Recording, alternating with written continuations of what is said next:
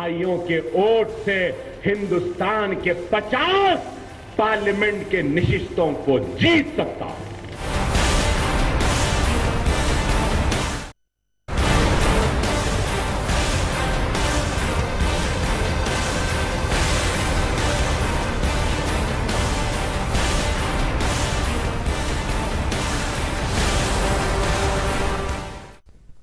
మరోసారి ఘాటైన వ్యాఖ్యలతో రెచ్చిపోయారు ఎంఐఎం ఎమ్మెల్యే అక్బరుద్దీన్ ఓవైసీ. సుల్తాన్ సలావుద్దీన్ ఓవైసీ 9వ వర్ధంతి సభలో ఆయన రెచ్చగొట్టి ప్రధాని మోడీని సైతం దూషించారు. ముస్లింలందరూ ఏకం కావాలని, వారంతా ఒక్కతాటిపైకి వస్తే 50 నుంచి 90 ఎంపీ స్థానాలు మనవేనంటూ వ్యాఖ్యానించారు అక్బరుద్దీన్. ऐवान पार्लियामेंट, ऐवान असेंबली, ऐवान बल्दिया में बनते क्या है बताओ? अरे अगर मुसलमान चाहे और मुसलमान अगर उठ जाए, मुनज़्ज़म हो जाए, मुत्तहिद हो जाए, तो आदाद और शुमार को मैं जानता हूं और अपनी मालूमात की वजह से कह रहा हूं, किसी के रहम, किसी के करम, किसी की मदद की जरूरत नहीं है। हमारा भाई खुद अपने भाइयों के वोट से हिंदुस्तान के 50 पार्लियामेंट के निशिस्तों को जीत सकता है। హిందూ దేవుళ్లను అవమానకరంగా వ్యాఖ్యానిస్తూ గతంలో వ్యాఖ్యలు చేసిన అక్బరుద్దీన్ ఓవైసీ ఇప్పుడు ముస్లింలంతా ఏకతాటిపైకి రావాలంటూ పిలుపునిచ్చారు. అంటే ఇది దేనికి సంకేతం? సెక్యులర్ దేశంలో ఒక కులాన్ని లేదా ఒక మతాన్ని, ఒక ప్రాంతాన్ని ఉద్దేశిస్తూ ఓట్లు అడగడం ఒక నేరం. అటువంటి నేరం ఈసారి అక్బరుద్దీన్ ఓవైసీ చేశాడా? ముస్లింలందరూ ఏకతాటిపైకి రావాలి అంటూ, ముస్లింలు ఏకమైతే ఎవరు ఏమీ చేయలేరు అంటూ వ్యాఖ్యానించడం దేనికి సంకేతం? ఇదేం సెక్యులరిజం? ఈ అంశం గురించి మాట్లాడడానికి ప్రస్తుతం మనతో కాంగ్రెస్ పార్టీ నాయకులు బీజేపీ తులసిరెడ్డి గారు, అదేవిధంగా బీజేపీ నాయకులు అద్దెపల్లి శ్రీధర్ గారు అండ్ ప్రముఖ విశ్లేషకులు మధుకర్ రెడ్డి గారు కూడా చర్చలో జాయిన్ అవుతున్నారు. వెల్కమ్ మధుకర్ రెడ్డి గారు. ఫస్ట్ మధుకర్ రెడ్డి గారు, అక్బరుద్దీన్ వ్యాఖ్యల్ని మీరు ఎలా చూస్తారు? అంటే ఇది ఇలాంటి దారుణమైన వ్యాఖ్యలు చేయడము ఈయనకి ఇది మొదటిసారి కాదండి. Is a serial offender. అవును, ఇట్లా ఇంతకు ముందు కూడా ఇలాగే నీచంగా మాట్లాడాడు. ఆ కేసు నడుస్తూ ఉంది. ఆఫ్ కోర్స్ మన లాలో ఉన్న లూప్ హోల్స్తో ఇలాంటి వాళ్ళు తప్పించుకొని తిరుగుతున్నారు. ఇప్పుడు మీరు ఎంఐఎం పార్టీనే తీసుకోండి. ఆ పార్టీ మెయిన్ సిద్ధాంతం ఏంటంటే మత ప్రాతిపదికం మీద ఓట్లు రాబట్టడానికి. ఇప్పుడు అదే పార్టీ గత కొన్నేళ్లుగా ఓల్డ్ సిటీలో గెలుస్తుంది. అక్కడ ఏం డెవలప్మెంట్ చేస్తున్నారండి? ఇయ్యాల కూడా కనీస సౌకర్యాలు లేవు. ఆడపిల్లల్ని చిన్నప్పుడే పెళ్లిళ్ళు చేసేస్తున్నారు, షేక్లకు, అరబ్ షేక్లకు అమ్మేస్తున్నారు. ఇలాంటి సమస్యల గురించి మాట్లాడరు వీళ్ళు. కేవలం మత ప్రాతిపదికమైన పోలరైజ్ చేయడానికి చూస్తున్నారు. ఇది ఇది ఇలా కొత్తగా పుట్టింది కాదు. ఇట్లా ఎన్నో పార్టీలు ఉన్నాయి. ఇప్పుడు కొంచెం ముస్లింలలో ఎవరైతే ఇలాంటి అఫెండర్స్ ఉన్నారో, ఈ మత ప్రాతిపదికన వీళ్ళు రెచ్చగొట్టే వాళ్ళు ఉన్నారో, వీళ్ళు సొంతంగా పార్టీలు పెట్టుకొని సర్వైవ్ అవుతున్నారు. ఇప్పుడు ఓల్డ్ సిటీలో కాకుండా ఇంకెక్కడైనా గెలవమనండి, గెలుస్తారా? గెలవరు. అంటే అక్కడ ఉన్న అమాయక ముస్లింలని వాళ్ళని మోసపూరితంగా వాళ్ళని మోసం చేసేసి ఒక తప్పుతో పట్టించడం లాంటిది. ఇంత ఆవేశపూరితమైన స్పీచ్. ముస్లింలు ఎడ్యుకేషన్లో వీక్ ఉన్నారు, మనం చదువుకోవాలి, ఐఏఎస్లు కావాలి, కలెక్టర్లు కావాలి, డాక్టర్లు కావాలని ఎప్పుడన్నా నేను మాట్లాడగా విన్నారా మీరు? వినలేదు. ఇవాళ ఈ పిల్లలతోని ఉర్దూ స్కూళ్ళకు పంపుతున్నారు, మదర్సాలకు పంపుతున్నారు. అక్కడ ఏం నేర్పిస్తున్నారండి వీళ్ళకు? ఎందుకు అక్కడికి పంపాలి? మదర్సాలు చదువుకున్నవాడు ఏమవుతాడు? మళ్ళీ వాడు ఏం చేస్తాడు? ఇలా రేపు తెలుగు మీడియం చదువుకున్నాడికే దిక్కు లేదు, అంత ఇంగ్లీష్ మీడియంకి పోతుంటే ఇలా ఉర్దూ మీడియం మదర్సాలకు పంపిస్తున్నారు. ఇలాంటి ఎవరు? ఈయన పిల్లలు మాత్రం బయట చదువుతారు, ఇంగ్లీష్ మీడియంలో చదువుతారు, లండన్లో చదువుతారు. కానీ గరీబ్ వాళ్ళ పిల్లగాళ్ళు వీళ్ళ మాటలు విని రెచ్చిపోయి ఇవాళ ముస్లిం యువతని తప్పుతో పట్టిస్తున్నారు. ఇంకొకటండి, అంటే తులసిరెడ్డి గారు వేరే విధంగా తీసుకోవద్దు, కానీ ఈ అపీజ్మెంట్ పాలిటిక్స్ స్టార్ట్ చేసింది ఇండియాలో వీళ్ళే. స్వాతంత్రం వచ్చిన తర్వాత కాంగ్రెస్ పార్టీ. సో ఇవాళ స్వాతంత్రం వచ్చిన తర్వాత భారతదేశాన్ని యునైట్ చేయడం కాకుండా వీళ్ళు ఏం చేస్తారంటే డివైడ్ చేయడానికి ట్రై చేస్తారు. ఎక్కడ గెలిచే అవకాశం ఏ విధంగా ఉంది? ఇక్కడ భాషాపరంగా పోలరైజ్ చేయాలంటే భాషాపరంగా, ప్రాంతపరంగా, మతపరంగా, కులం పరంగా అన్ని రకాలుగా చేశారు. ఇవాళ ముస్లిం అపీజ్మెంట్ అండి. మొన్న ఈ కాంగ్రెస్ పార్టీ కావచ్చు, లెఫ్టిస్టులు కావచ్చు, ఇంకా కొన్ని చిల్లర మల్లర పార్టీ. నేను ఒకటి ఇంపార్టెంట్ విషయం చెప్తాను. మొన్న సీతారాం యేచూరి ట్విట్టర్లో ప్లస్ ఒక ఇంటర్వ్యూలో చెప్తున్నాడు, రాష్ట్రపతి ఇచ్చిన ఇఫ్తార్ విందుకు కేంద్ర మంత్రులు ఎవరు రాలేదు, కేంద్ర మినిస్టర్ మన ప్రైమ్ మినిస్టర్ రాలేదు అంటే ఇవాళ ఇఫ్తార్ విందు ఇచ్చేస్తే ముస్లింలు అంతా డెవలప్ అయిపోతారండి? ఇవాళ ముస్లింలను ఎడ్యుకేట్ చేయండి, వాళ్ళని మంచి మార్గంలో పెట్టండి. ఇవాళ వీళ్ళని ఎవరు రెచ్చగొడుతున్నారు? రీసెంట్గా ఒక కాంగ్రెస్ లీడరు, నేను ఇంటర్నెట్లో చూసాను, ఇంటర్నెట్కి అంత వాల్యూ లేదు కాబట్టి దాని అథెంటికేషన్ నాకు తెలియదు, ఏం చెప్తున్నాడంటే ముస్లిం లీడర్ ఆయన, మన ముస్లింలంతా ముస్లింల షాపుల్లోనే కొనాలి, హిందువుల షాపుల్లో కొనకూడదు, ఈ విధంగా పోలరైజ్ చేస్తున్నారు. చూడండి, రాజ్యాంగ ప్రకారం ఒక ఎమ్మెల్యే అంటే ఆయన ఎమ్మెల్యే స్థాయి ఒక ప్రజాప్రతినిధి అంటే కేవలం ముస్లింలకు మాత్రమే ప్రజాప్రతినిధి, ముస్లిం ప్రజలకు మాత్రమే ప్రతినిధిని అనే కోణంలో వ్యాఖ్యానించడం సమర్థనీయమా?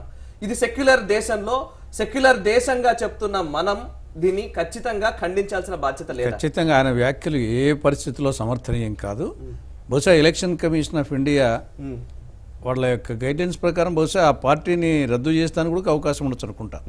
ఎలక్షన్ కమిషన్ ఆఫ్ ఇండియా ఎన్నికల దాంట్లో వచ్చేసి ఆ విధంగా ఒక మత ప్రాతిపదికను మామూలుగా ఈవెన్ ఎలక్షన్స్ అప్పుడు వచ్చేసి మసీదుకు లేకుంటే దేవాలయానికి పోయి ఓటడినా కానీ అభ్యర్థి మొత్తం కులాల ప్రాతిపదికన రద్దు చేసి, కాబట్టి బహుశా ఎలక్షన్ కమిషన్ ఆఫ్ ఇండియా నిర్ణయం తీసుకోవచ్చు, రద్దు చేయొచ్చు ఆ పార్టీని.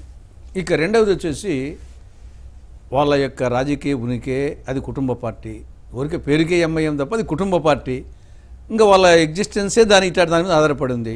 అంత మాత్రం చేత వచ్చేసి ఆధారపడిందని చెప్పేసి వదిలిపెట్టకూడదు. ఇటువంటి వచ్చేసి దేశానికి చాలా ప్రమాదకరం. తర్వాత ఆయన ప్రకారంగా సరే ముస్లిం దేశాల పరిస్థితి, అనేక ముస్లిం దేశాల కంటే మన దేశంలో ముస్లింల పరిస్థితి బాగుంది. అనేక ముస్లిం, ఆల్మోస్ట్ అన్ని ముస్లిం దేశాల కంటే కూడా, ఆ పక్క పాకిస్తాన్ తీసుకున్నా, ఈ పక్క బంగ్లాదేశ్ తీసుకున్నా, మిగతా ఏ దేశం తీసుకున్నా కానీ ఆ దేశాల్లో ఉండే ముస్లింల కంటే మన దేశంలో ఉండే ముస్లింల పరిస్థితి చాలా బాగుంది. ప్రపంచంలో ఏ దేశంలో లేనన్ని మసీదులు ఇండియాలో ఉన్నాయి, చర్చిలు కూడా ఉన్నాయి. కాబట్టి ఆయన వచ్చేసి ఏదో జరిగిపోతున్నట్టు పక్కన వచ్చేసి షియాలు సున్నీల దాని మీద కుట్టుకొని చేస్తా ఉన్నారు. దేశాలే ఇప్పుడు ఐఎస్ఐఎస్ ఏముందా, అర్థమేమన్నా ఉందా? ఆ షియాలు సున్నీలు అని దాని మీద దేశాలే, ఒక దేశం సున్నీ అయితే షియా కొట్టుకొని వస్తున్నారు. కాబట్టి ఆయన ఇండియాలో ఉండే ముస్లిమ్స్ చాలా బాగా మంచిగా జీవిస్తున్నారు. వాళ్ళని చెడగొట్టేదానికి ఇటువంటి ప్రయత్నాలే తప్ప వాళ్ళ యొక్క రాజకీయ ఉనికి కోసం డెఫినెట్గా వచ్చేసి election commission of India action తీసుకోవాల్సిందే, చట్టపరంగా యాక్షన్ తీసుకోవాల్సిందే. ఇట్లాంటి వదిలిపెడితే కన్నా ఇది చిన్న చేశారు. ఇంకోటి వచ్చేసి వారు చెప్పారు కాంగ్రెస్ అప్పీజ్మెంట్ని. ఇప్పుడు కాంగ్రెస్ కాబట్టి ఇంత విశాలమైన దేశాన్ని మన పక్కన నుండే పొరుగు దేశాలు వచ్చేసి చిన్న దేశాలే ప్రజాస్వామ్యాన్ని కాపాడుకోలేక నానా అవస్థలు పడుతున్నాయి. అలాంటిది ఇంత పెద్ద దేశాన్ని ప్రజాస్వామ్య వ్యవస్థలో కాంగ్రెస్ కాబట్టి వచ్చేసేసి ఇన్ని మతాలు, ఇన్ని జాతులు, ఇన్ని కులాలు, ఇన్ని నైసర్గిక స్వరూపాలు, ఇన్ని ఆహారపు అలవాట్లు, ఇన్ని సంస్కృతులు, కాంగ్రెస్ వచ్చేసేసి భిన్నత్వంలో ఏకత్వం అనే ఒక దాని మీద పోయింది తప్ప ఇది ముస్లిమ్స్ అపీజ్మెంటో, క్రిస్టియన్ అపీజ్మెంటో, హిందువుల అపీజ్మెంటో కాదు. కానీ ఈ రోజు అసదుద్దీన్ ఓవైసీ, అక్బరుద్దీన్ ఓవైసీ స్థాయిలో మాట్లాడడానికి కారణం కాంగ్రెస్ పార్టీ కాదా? మరి ఇప్పుడేం బీజేపీ అధికారంలో ఉంది కదా, బీజేపీ కారణం కదా అట్లయితే? అనేక సందర్భాలు ఏమంటున్నారు, మన ఎన్నికల్లో కూడా, ఉత్తరప్రదేశ్ ఎన్నికల్లో కూడా బీజేపీ కొంత అది వాస్తవమో కాదో, ఎంఐఎం వచ్చేసి బీజేపీ ఎంకరేజ్ చేస్తుంది, వాళ్ళు పోటీలు పెడితే ఆ ఓట్లు కాంగ్రెస్ పడకుండా పోయి బీజేపీకి అవకాశం ఉంటుందని చెప్పేసి ఈవెన్ యూపీ ఎన్నికల్లో కూడా ఎంఐఎంకు వీళ్ళే డబ్బులు ఇచ్చారు అనేవి కూడా వార్తలు ఉన్నాయి. మరి ఆ ప్రకారం అయితే ఓకే సార్. శ్రీధర్ గారు, సెక్యులర్ దేశంలో ఇటువంటి వ్యాఖ్యలు చేస్తున్న వాళ్ళని ఎందుకని ఉపేక్షించే పరిస్థితి వస్తుంది? నేను ఎందుకు అంటున్నానంటే ఇది జస్ట్ ఫస్ట్ టైం మాట్లాడిన మాట కాదు, ఎందుకంటే దారుణంగా గతంలో మాట్లాడారు, ఆ తర్వాత మాట్లాడారు, ఇప్పుడు కూడా మళ్ళీ మాట్లాడుతూనే ఉన్నారు. అక్బరుద్దీన్ ఓవైసీ ఒకసారి అదేంటిదో వినాయకుడు అంట, గణేష్ అంట, మహాలక్ష్మి అంట, భాగ్యలక్ష్మి అంట, క్యారే ఇతనే లోక్ రైతే ఒక దేవుడు ఉండడా వాళ్ళకి అని ఆ విధంగా ఒకసారి మాట్లాడారు అభ్యంతకరంగా. తర్వాత నిజామాబాద్ ఒక 10 చోట్ల, ఆదిలాబాద్ మున్సిపల్ ఎలక్షన్స్ అప్పుడు మాట్లాడితే అప్పుడు కిరణ్ కుమార్ రెడ్డి గారు ఉన్నప్పుడు కొంచెం ధైర్యంగా డెసిషన్ తీసుకుని అరెస్ట్ చేయడం వాళ్ళు చేశారు ఫస్ట్ టైం. అది అప్పుడు దాకా ఎప్పుడు స్టేషన్ బెయిల్ ఉంటుంది, అరెస్ట్ అంటారు, బెయిల్ అంటారు, వదిలేస్తారు. ఇప్పుడు దాకా ఇద్దరు బ్రదర్స్ మీద ఎన్ని కేసులు పెట్టినా కూడా రాయల్గా స్టేషన్కి వెళ్ళడం, వాళ్ళకి అనుకూలంగా ఉన్న టైంలో వెళ్ళడం, సంతకం పెట్టడం, బయటకు వచ్చేయడం. సో ఆ విధంగా నడిచింది. ఒక్కసారి నిజామాబాద్ జైల్లో పెట్టడం జరిగింది వీరిని.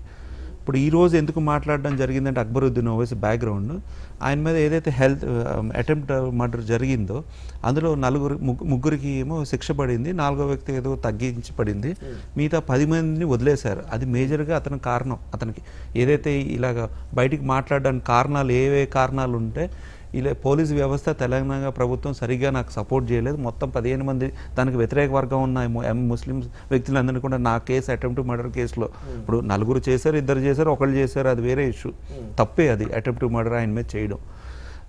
అది కూడా వాళ్ళు ఏమన్నారంటే చేసిన 4 కూడా మాట అనుకుని మా ఏరియాకి వచ్చినప్పుడు మా అన్నయ్య మా అంకుల్ ఈ ఏరియాకి వచ్చి గొడవ చేస్తుంటే అది జరిగింది అని చెప్పి వాళ్ళ వర్షన్. బట్ ఏమో కోర్టు తప్పు పట్టింది జైల్లోకి. ఈరోజు అక్బరుద్దీన్ ఓవైసీ గారు అజదుద్దీన్ ఓవైసీ గారు ఓల్డ్ సిటీలో ఉండరు. వారు ఇందాక మాటల్లో వాళ్ళు ఒకరు బంజారా హిల్స్లో ఉంటారు, ఒకరు హిమాయత్ నగర్లో ఉంటారు. వాళ్ళ వ్యవస్థీకరణ అంతా కూడా ఓల్డ్ సిటీలో ఉంటుంది. వాళ్ళ పిల్లలందరూ మా పిల్లలతో పాటు సమానంగా చదువుకుంటారు, బయట కంట్రీలో చదువుకుంటున్నారు. అంటే వాళ్ళు చేసేది రాజకీయం అక్కడ చేస్తారు, వాళ్ళ లివింగ్ స్టైల్స్ ఫ్రెండ్స్ మా అలాంటి వాళ్ళందరూ ఉన్నాం. మాతో మాట్లాడినప్పుడు పర్సనల్గా అక్బరుద్దీన్ చాలా జెంటిల్మెన్గా మాట్లాడతాడు. బట్ ఎప్పుడైతే ఓల్డ్ సిటీలోకి వెళ్ళి ఆ దారు సలాంలోకి వెళ్ళి మైక్ పట్టుకుని స్టేజ్ ఎక్కి మాట్లాడా, ఇంత దారుణంగా ఈ వ్యక్తి ఇలా ఎలా ఇంత దారుణంగా ఈ వ్యక్తి ఇలా అరగంట ముందర ఒకసారి అయితే మీ ఇద్దరం కాఫీ షాప్లో కూర్చున్నాం. ఆ రోజు వెళ్ళి ఎంత దారుణంగా మాట్లాడాడంటే అంత దారుణంగా మాట్లాడాడు. అక్కడికి వెళ్ళి మళ్ళీ రాత్రి వచ్చేసాడు, మళ్ళీ బ్రదర్ అల్లా అది ఇది అని అంట. అంటే ఆ స్టేజ్ ఎక్కి ఆ ముస్లిమ్స్ ఎక్కువ వెనకబడి మీరు అంతెందుకు వాళ్ళకి ఒక 20 ఇన్స్టిట్యూషన్స్ నడుపుతున్నారు. ఒక్క ముస్లిం వ్యక్తికి ఫ్రీ సీట్ ఇవ్వరు, ఒక ముస్లిం వ్యక్తికి డొనేషన్ లేకుండా సీట్ ఇవ్వరు. వాళ్ళకున్న మెడికల్ కాలేజ్ కానీ వాళ్ళకున్న వ్యవస్థ ఉన్న కాలేజ్ ఇన్స్టిట్యూషన్స్ అన్ని అందరికి హిందువులకే సీట్లు ఇస్తారు. అది కూడా 10 మంది రికమెండ్ చేస్తేనే ఇస్తారు డొనేషన్ తీసుకుని. అది వాళ్ళ వ్యవస్థీకరణ. ఎక్కడ ముస్లిం వాళ్ళు కోచింగ్ సెంటర్స్ పెట్టరు, అంటే పిల్లలు నేర్చుకోవడానికి. Skill enhancement government schemes board ఉన్నాయి. వాళ్ళిద్దరికి ఏంటంటే మంచో చెడో చాలా ఇన్ఫ్లుయెన్స్ ఉన్నది. ఎక్కడ skill enhancement skill training centres అక్కడ ఏం పెట్టరు. పిల్లల్ని చదువుకోవాలి. ఏదైతే అన్నారు ఉర్దూ, దాంట్లో ఉర్దూలో మీడియం స్కూల్స్ ఉన్నా కూడా మోడర్నైజేషన్ ఉన్నది, ఇంగ్లీష్ మ్యాథ్స్ పెట్టచ్చు. సార్ ఇప్పుడు ఇక్కడ మేజర్ పాయింట్ నేను ఇప్పుడు తులసిరెడ్డి గారు తీసిన పాయింట్, ఎలక్షన్ కమిషన్ ఖచ్చితంగా రెస్పాండ్ అవ్వాల్సిన బాధ్యత ఉందా లేదా? ఎందుకంటే ఎంఐఎం పార్టీ పుట్టుకే ఖాసిం రజ్వీ నుంచి ఒక రజాకార్ స్ఫూర్తి నుంచి వచ్చిన పార్టీ అది. అప్పటి నుంచి ఇప్పటి వరకు కూడా చేసిన వ్యాఖ్యలు కావచ్చు, భాగ్యలక్ష్మి ఆలయం ఉమ్మేస్తే కొట్టుకుపోతుందన్న వ్యాఖ్య ఇప్పటికీ చెవుల్లో వినపడుతోంది. అక్బరుద్దీన్ ఓవైసీ చేసిన స్వామి పరిపూర్ణానంద వారు అప్పుడు ఆ టైంలో అక్కడికి వెళతాను నేనని వెళ్ళినప్పుడు అరెస్ట్ చేశారు పరిపూర్ణానంద స్వామీజీని. అంటే వ్యాఖ్యలు చేస్తున్న వాళ్ళు సజావుగా హ్యాపీగా తిరుగుతూ ఉంటారు. మీరు చెప్తున్నట్టుగా కాఫీ షాప్ లో కూర్చుంటాడు, రేపు పొద్దున ఇంకో అసెంబ్లీకి వెళ్తారు, ఇంకో దగ్గరికి వెళ్తారు. కానీ ఎందుకు చర్యలు ఉండట్లేవు? This is the point. అంటే ఇప్పుడు ఎలక్షన్ కమిషన్ కి వ్యవస్థకి ఏంటంటే మన ఎలక్షన్ కమిషన్ వ్యవస్థకి ఎవరొకరు కేసు పెట్టాలి. ఎలక్షన్ కోడ్ ఉన్నప్పుడు ఏంటంటే మారల్ కాండక్ట్ ఆఫ్ కండక్ట్ అని వాళ్ళ ఆఫీసర్స్ ఉంటారు. ఆ కాండక్ట్ ఎంత విచిత్రం. ఎలక్షన్ కమిషన్ ఉన్నప్పుడు వాళ్ళ కంట్రోల్ వ్యవస్థ అంతా వాళ్ళ అండర్లో ఉంటుంది. మారల్ కోడ్ ఆఫ్ కండక్ట్ అని ఒకటి ఉంటుంది. ఆయన కూడా ఎలక్షన్లో ఉంటారు కాబట్టి తూచి మాట్లాడతాడు. ఎప్పుడైతే ఎలక్షన్ కోడ్ వెళ్ళిపోతుందో ఈ మారల్ వ్యవస్థ అంతా కూడా మామూలు ఈ ప్రభుత్వాల్లో ఉంటాయి. టీఆర్ఎస్ ప్రభుత్వం ఈ సుమోటో ఈయన మాట్లాడిన దానికి కేసు పెట్టి జైలుకి తీసుకుని వెళ్ళారు. ఇంచుమించుగా ఈయన మాట్లాడింది ఈ రోజు కూడా ఆ రోజు నిజామాబాద్ లో ఆదిలాబాద్ లో మాట్లాడింది అంత ఆ విధంగానే మాట్లాడేది. నేను ఈ మధ్య మాట్లాడినవే చెప్తాను మధుకర్ గారు. ఇప్పుడు మొన్న అసదుద్దీన్ ఓవైసీ భారత్ మాతాకి జై అని నా మెడపై కట్టి పెట్టినా సరే నేను అనను అంటాడు. ఇంకొక అదే వ్యక్తి ఇంకో సందర్భంలో ఎన్ఐఏ కొంతమంది ఉగ్రవాదులను అదుపులోకి తీసుకుంటే వారికి నేను న్యాయ సహాయం చేస్తానంటాడు. యాకూబ్ బెమన్ని కీర్తిస్తాడు. ఇటు కసబ్ లాంటి వాళ్ళ విషయంలో మాట్లాడతారు. ఏంటి ఎక్కడికి పోతున్నాం మనం? ఎందుకు వాళ్ళని ఇంతగా ఉపేక్షిస్తున్నాం? ఎందుకు ఉపేక్షించాల్సిన పరిస్థితి? ఇప్పుడు కాంగ్రెస్ పార్టీ అధికారం లేదు, మీరు అపీస్మెంట్ అన్నారు కాబట్టి. ఇప్పుడు కాంగ్రెస్ అధికారం లేదు, ఎవరిది బాధ్యత? నేను ఇందాక చెప్పాను కదా, సార్ లాంటి వాళ్ళు చాలా కొద్ది మంది ఒప్పుకుంటున్నాడు ఇవాళ ఎంఐఎం మద్దతుతో పాటు అని. సార్ ప్లేస్ లో వేరే లీడర్ ఉంటే ఇంకేదో మసిపూసి మారడికాయ చేసేవాడు. సార్ ఆనెస్ట్ గా ఒప్పుకుంటున్నాడు, that's very good thing. But ఇవాళ ఇప్పుడు హైపోథెటికల్గా అనుకుందాం, ఇప్పుడు ఈ రోజు నైట్ వెళ్ళి పోలీసు అరెస్ట్ చేశారు అనుకోండి, ఇవాళ టీఆర్ఎస్ కాంగ్రెస్ కమ్యూనిస్ట్ లీడర్లు దానికి వ్యతిరేకంగా ధర్నా చేస్తారు రేపు. ఈ మద్దతు పేరు మీద వీళ్ళని హింసిస్తున్నారని. ఇవాళ ఒక ఉగ్రవాద సంస్థల అనుమానితుల్ని కానీ ఉగ్రవాదాలతో రిపబ్లిక్ ఛానల్లో ఉగ్రవాదుల లింక్ ఉన్న వీడియోస్ రిలీజ్ చేస్తే జస్ట్ విత్ ఇన్ 4-5 అవర్స్లో ఎన్ఐఏ నుంచి వాళ్ళు రిలీజ్ అయ్యారు. అది ఈ గవర్నమెంట్ ప్రమేయం లేకుండానే అవుతారు వాళ్ళు. ఇవాళ కేసీఆర్ కావచ్చు టీఆర్ఎస్ వీళ్ళంతా అపీస్మెంట్ పాలిటిక్స్లోనే ఉన్నారు. ఇవన్నిటికి కారణం అపీస్మెంటే. ఎందుకంటే మీరు ఆలోచించండి. ఇప్పుడు రీసెంట్గా రిపబ్లిక్ టీవీ బయట పెట్టింది, ఇక్కడ నుంచి ఐసిస్లో జాయిన్ కావడానికి యువతని ఎవడైతే మోటివేట్ చేస్తున్నాడో వాళ్ళని చేస్తే ఇమీడియట్గా. అలాగే మీరు ఇందాక అన్నారు, ఎవరు అసదుద్దీన్ ఓవైసీ వీళ్ళన్న ఓపెన్గా నేను లా సపోర్ట్ చేస్తా అంటున్నాడు. ఎందుకు? మన కాన్స్టిట్యూషన్లో లాయర్ సపోర్ట్ తీసుకునే అధికారం ఎవరికైనా ఉంది అనే ఒక చిన్న లూపోల్ పట్టుకొని నేను ఎవరికన్నా నేను లాయర్ని ప్రొవైడ్ చేస్తా అంటున్నాడు. కానీ నువ్వు ప్రొవైడ్ చేసేది ఎవరికి? ఒక ఐసిస్ ఉగ్రవాదికి ప్రొవైడ్ చేస్తున్నావు. అదే హెల్ప్ ఒక చదువు రాని ఒక పేద ముస్లింకు చేస్తాడు. బేసిక్ పాయింట్ సార్, ఇప్పుడు బేసిక్ పాయింట్, ఒక ఎమ్మెల్యే స్థాయిలో ఉన్న వ్యక్తి, ఒక ఎంపీ స్థాయిలో ఉన్న వ్యక్తి ఇటువంటి వ్యాఖ్యలు చేస్తే కామన్ మ్యాన్ కూడా ఖచ్చితంగా దానికి ప్రొవోక్ అయ్యే అవకాశాలు ఉన్నాయా లేవా? ఖచ్చితంగా అటువంటి వ్యాఖ్యలు ఇంకా చేస్తారు. ఇప్పుడు ఒక బీజేపీకి సంబంధించిన నాయకులు ఇందాక యోగి ఆదిత్యనాథ్ గురించి కూడా మాట్లాడుతున్నాం. గతంలో ఆయన చేసిన వ్యాఖ్యలు హిందువులు బాగుపడాలని చెప్పినందుకే అన్ని విమర్శలు చేసిన వాళ్ళు ఈ రోజు ముస్లింలందరూ ఒక తాటిపైకి రావాలి, ముస్లింలు మాత్రమే నాకు సంబంధించిన వాళ్ళు అనే కోణంలో మాట్లాడుతూ ఉంటే దీన్ని ఎందుకు ఉపేక్షించాలి? ఏం చేయాలంటారు సార్? ఎవరిది బాధ్యత? ఇప్పుడు ఇంతకుముందు శ్రీధర్ గారు చెప్పినట్లు కిరణ్ కుమార్ రెడ్డి గారు ముఖ్యమంత్రిగా ఉన్నప్పుడు ఇద్దరు అప్పుడు నిజంగా అందరూ అప్రిషియేట్ చేశారు, అది చాలా డేర్ డెసిషన్ అని చెప్పేసి. కాబట్టి అడ్మినిస్ట్రేషనే మనము డెఫినెట్గా వచ్చేసి యాక్షన్ తీసుకోవాల్సిందే. దాని ఏదో వాళ్ళు వస్తారో వీళ్ళు వస్తారో అనుకుంటే కుదరదు. తెలంగాణ పోలీస్ వ్యవస్థ ఇమీడియట్ యాక్షన్ తీసుకోవాలి. అంటే దానికి ప్రొసీజర్ ఎలా ఉంటుందంటే అండి, ఇప్పుడు ఆయన మాట్లాడిన కన్సర్న్ పోలీస్ ఆఫీసర్ ఏసీపీ, ఎందుకంటే బికాజ్ ఆయన ఎమ్మెల్యే కాబట్టి కన్సర్న్ ఏసీపీ ఆయనకు ఒక మెమో పంపించాలి. మెమో పంపించి మీరు ఆ రోజు మాట్లాడింది నిజమా కాదా, దానివల్ల ఇవి law and order situation fail అవ్వబోతుంది, దానివల్ల సెంటిమెంట్స్ రైజ్ అవుతున్నాయి ఇవి అని చెప్పి నోటీస్ ఇచ్చి అవునా కాదా అని అడుగుతారు, ఎక్స్ప్లెనేషన్ అడుగుతారు. ఎక్స్ప్లెనేషన్ అడిగితే ఆయన ఎక్స్ప్లెనేషన్ ఇచ్చిన తర్వాత లీగల్ ఒపీనియన్ తీసుకుని ఆయన మీద కేసు బుక్ చేయాలి. ఎందుకంటే అక్బరుద్దీన్ ఓవైసీ, అసదుద్దీన్ ఓవైసీ చిన్నోళ్ళేం కాదు, ఇద్దరు 4 సార్లు ఎమ్మెల్యేలు ఎంపీలు అయ్యారు. సరే అక్కడ వ్యవస్థ వాళ్ళకు ఉంది కాబట్టి పారిపోయే వ్యక్తి అయితే సూమోటో అరెస్ట్ చేయాలి. ఇప్పుడు ఈరోజు 8 ఏళ్ళు నక్సలిజంకి సింపథైజర్స్ అని చెప్పి 8 ఏళ్ళు పోలీస్ జైల్లో ఉండి ఈరోజు బయట సుప్రీంకోర్టు అలౌ చేసింది, దాని మీద ఏమీ లేదని. మన తెలంగాణ వ్యక్తులు ఒక 10 మంది ఛత్తీస్గఢ్ వైపు వెళ్ళి అక్కడ ఉన్న వ్యవస్థకి కొంత సపోర్ట్ చేసి ఎంక్వైరీ చేయడానికి వెళ్తే వాళ్ళు 3 నెలలు అయింది జైల్లో పెట్టి వివిధ కారణాల వల్ల. నా లెక్కలో మన తెలంగాణ బ్రదర్స్ ఛత్తీస్గఢ్ వెళ్ళిన దానికి కేవలం ఒక హిందూ కమ్యూనిటీని తిట్టడమో లేక ముస్లిం కమ్యూనిటీని పొగడమో కాదు సార్, ఇది పార్లమెంట్ ని అసెంబ్లీని అవమానించడం. నా దృష్టిలో అయితే ఒక పాయింట్ చెప్తాను సార్, మొన్న ఒక అసెంబ్లీ గురించి ఒక కార్టూన్ వేశారన్నప్పుడు ఆంధ్రప్రదేశ్ ప్రభుత్వమే ఒక వ్యక్తిని అరెస్ట్ చేశారు. అందుకంటే అసెంబ్లీ పరువు దిగజార్చే పరిస్థితి ఉందని.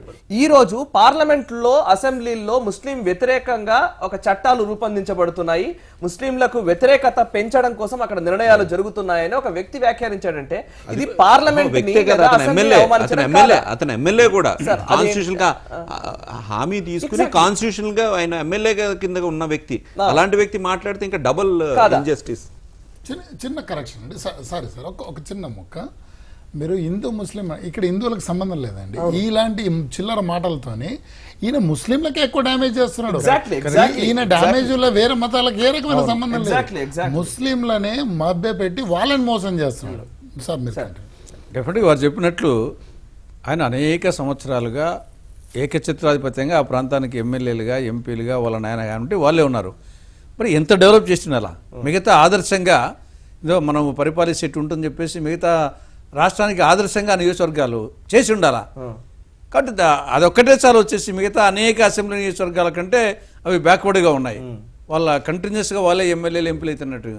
కానీ దాన్ని బట్టే వచ్చేసి కేవలం వచ్చేసి రెచ్చగొట్టి తమ పొలిటికల్ ఉనికిని ఎగ్జిస్టెన్స్ని కాపాడుకునే ప్రయత్నం తప్ప ఇది ముస్లిం రిలీజియన్కి వచ్చేసి కమ్యూనిటీకి వచ్చేసి మేలు చేసే వ్యవహారం కాదు ఇది. కాబట్టి ముస్లిమ్స్ ముందు ఆలోచించాలా, దీనికి ముస్లిమ్సే ముందు ఖండించాలా.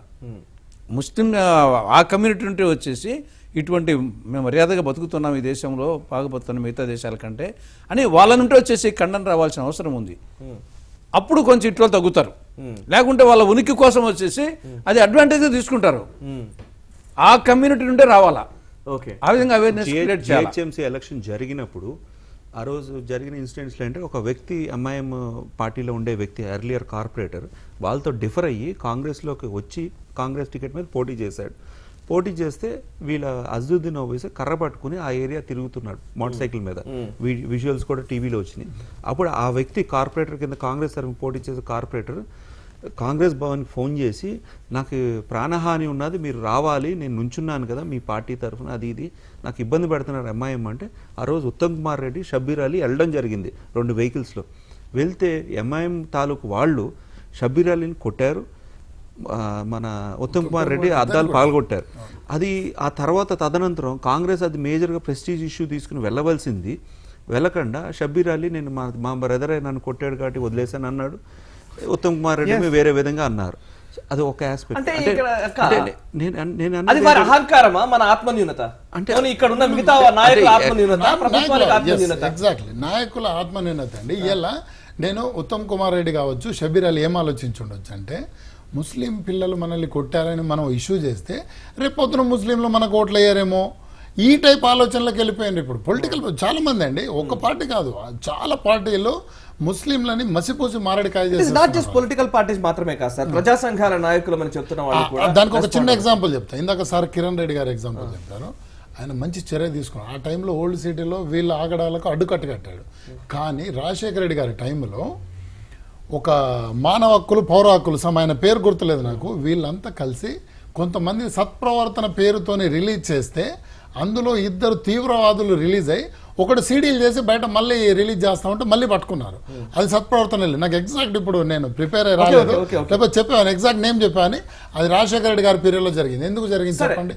ఇవాళ పౌర హక్కులు, మానవ హక్కులు, ఈ రకరకాల సంఘాలు వీళ్ళకు ఇండైరెక్ట్ గా సపోర్ట్ చేస్తున్నాయి ఈ తీవ్రవాదులకు అనుకూలంగా. అప్పుడు వీళ్ళకి ఫండ్స్ మనం అన్నీ వస్తాయి కాబట్టి సేమ్ సింపథైజర్ ఇంటికి షబ్బీర్ అలీ వెళ్ళడం జరిగింది.